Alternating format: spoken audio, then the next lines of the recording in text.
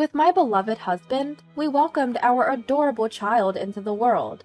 But my mother-in-law, as I will refer to her, had the nerve to say our child was not cute. Can you imagine saying such a thing about your own grandchild? To make matters worse, she treated me like an unwanted intruder. Well, two can play at that game.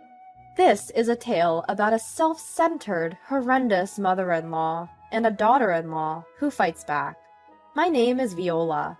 I married my husband Elwood when I was 28. We were blessed with our long-awaited son, Ricky, just a year ago. I went back to work when Ricky was half a year old, placing him in a daycare center while I focused on my job. Some might frown upon that, leaving a baby that young in daycare, but there was a reason behind it. My husband's company wasn't doing so well, and his salary had gradually decreased since we got married. In fact, I'm now earning twice as much as he is. With a newborn child, expenses were only going to increase. With that in mind, I decided to return to work, sooner rather than later. I've never disliked my job, so returning wasn't a problem for me. However, there was one person who wasn't pleased with my decision. That person was my husband's mother, my mother-in-law. She had moved in with us 3 months prior. She didn't seem to like me much, not only criticizing my parenting, but also complaining about my day-to-day activities. How could you leave such a small child in a daycare center? You're unfit to be a mother. It's always been the norm for a woman to stay home and protect the household, hasn't it? Good grief, what century are we in? She kept insisting on this outdated notion. The moment I came home from work with our son Ricky, she'd start, "You're working late again? Don't you feel sorry for Ricky?" I do spend all day with Ricky on my days off. He's settled in the childcare center, so it's okay. But when I tried to argue, she'd furrow her brows angrily. "Well, you're just taking the word of the childcare workers. If you keep this up, the kid won't grow up right."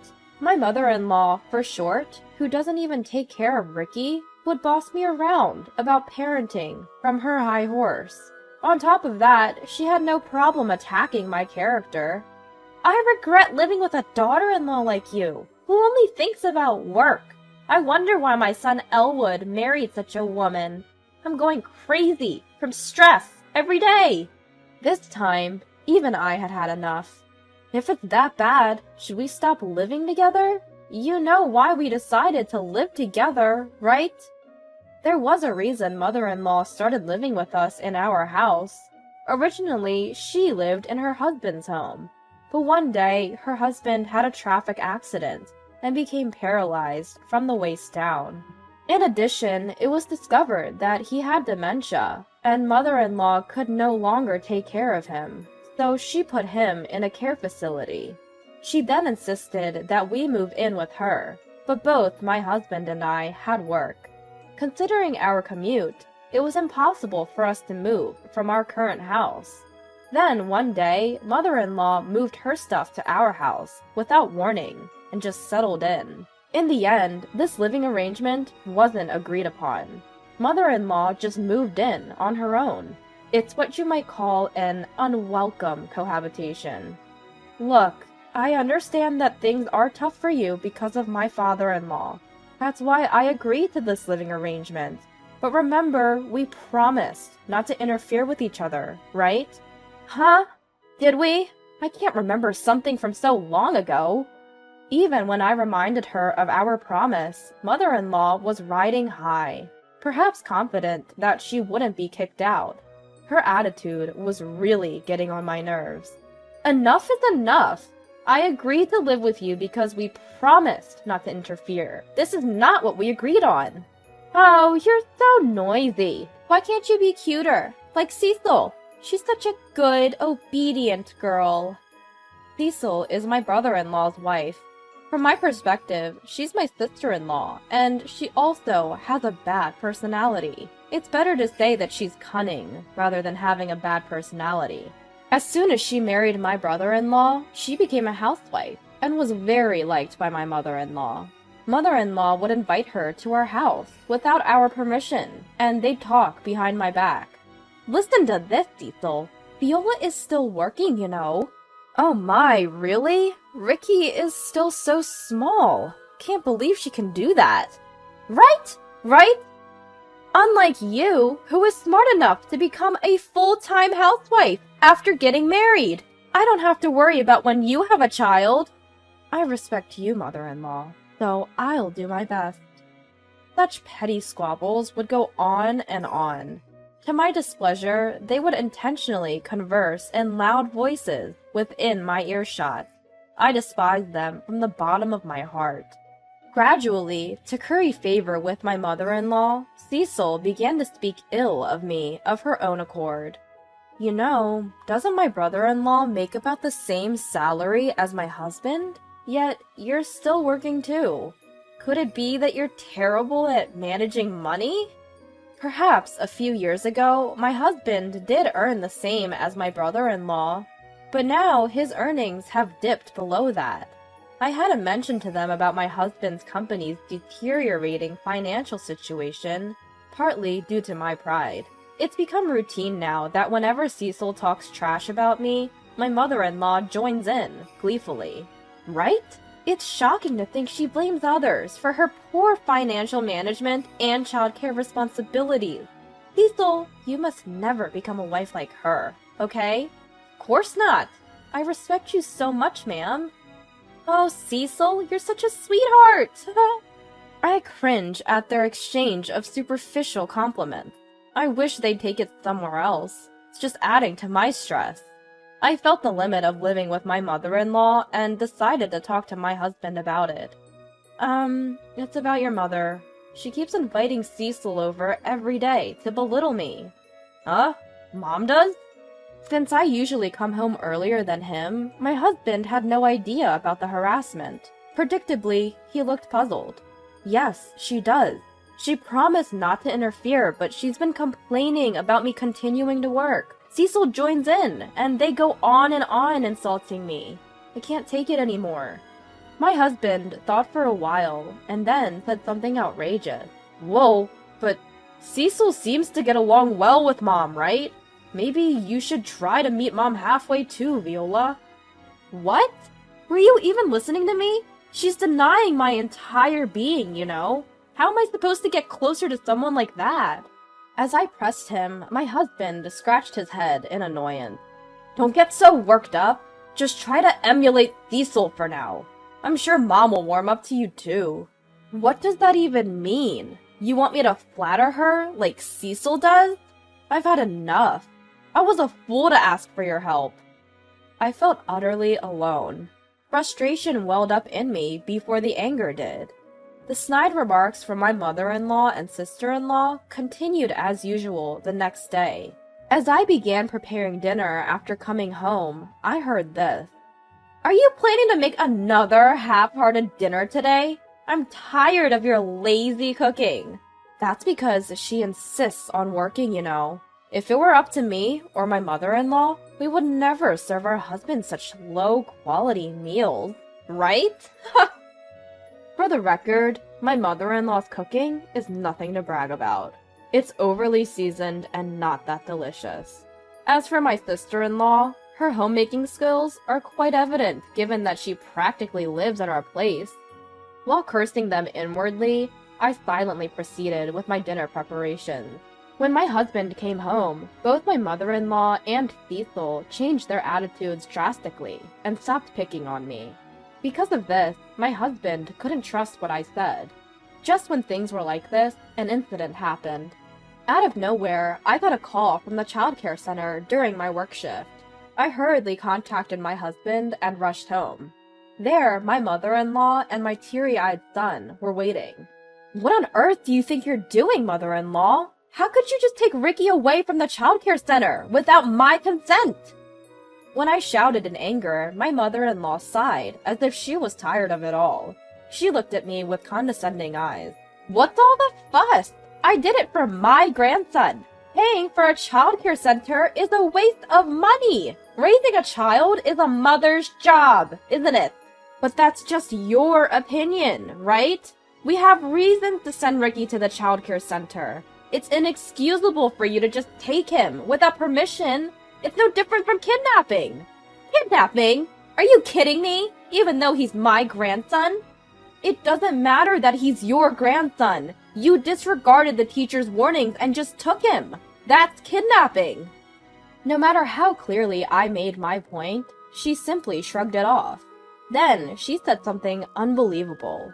What nonsense! To begin with, neither you nor your son are cute. If you have any complaints, just get out. She didn't think my son, her own grandson, was cute?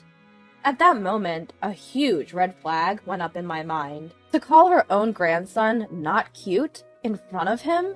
We can't live with this woman any longer. I'll never forgive her for insulting my precious son. I swore to myself to protect him, no matter what. At that moment, my husband arrived home. I immediately broke the news to him. Elwood! It was your mother who took Ricky from the childcare center. I've reached my limits. I can't live with her anymore. Suddenly, my mother-in-law played the victim and started pretending to cry. Listen! Elwood! Can you believe what Viola is saying? She's accusing me of kidnapping. I just want to pick up cute little Ricky. That's all. Isn't it horrible? Just picking him up? I got heated at her words. Stop joking around. You just said that my son is not cute. You told me to get out. This is our house, not yours. Are you just pretending to be a good mother in front of my husband? Elwood, please help me. Viola is always picking on me. Watching my mother-in-law cry out to my husband, I felt as if everything was ridiculous.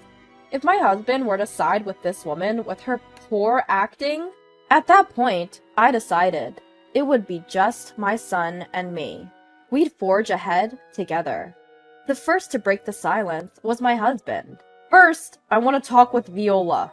Mom, please return to your room. My husband, who always sided with his mother, made her eyes widen in surprise with this statement. What are you saying? There's no need to listen to Viola, right? Can't you see I'm suffering? This involves Ricky too. That's why I want to have a proper conversation with Viola, as his parent. My mother-in-law looked unsatisfied the entire time, but probably didn't want to upset my husband, so reluctantly agreed. Afterward, my husband and I spent hours discussing the incident and everything leading up to it, eventually coming to a conclusion. A few days later, we decided to tell her the outline of what we discussed. Mom, sorry to keep you waiting. We finally come to a decision. My husband spoke to my mother-in-law with a smile. Seeing my expression, mother-in-law must have been convinced that her son was on her side. She started chattering excitedly. So, you're finally breaking free from Viola, huh? Without even considering what I had just said, mother-in-law was over the moon. She called my brother-in-law and his wife, and, like always, began bad-mouthing me. Wow, what a relief! Today, we finally get to say goodbye to Viola. Right, Viola? To her question, I responded with a smile. Of course. Well then, hurry up and leave, and take that not-so-cute kid who looks just like you with you.